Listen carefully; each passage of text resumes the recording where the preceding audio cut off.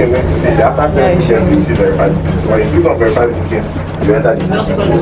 Do you understand? When you enter the booking code, you can now enter. We say, and you can even reprint tickets just in case. You get, I will start with you. You there.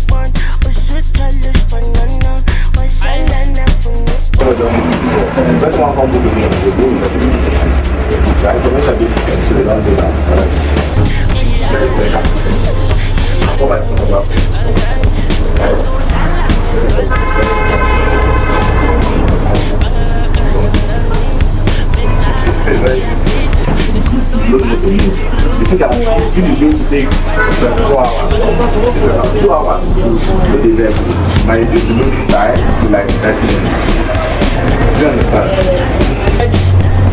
Transfer on it, and I don't use ATM on it. So if I use the machine for that, then we can transfer.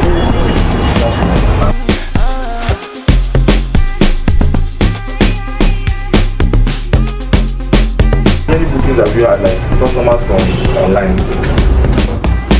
Approximately 7. 7, right? People that just book online and then you start them. Have you done that?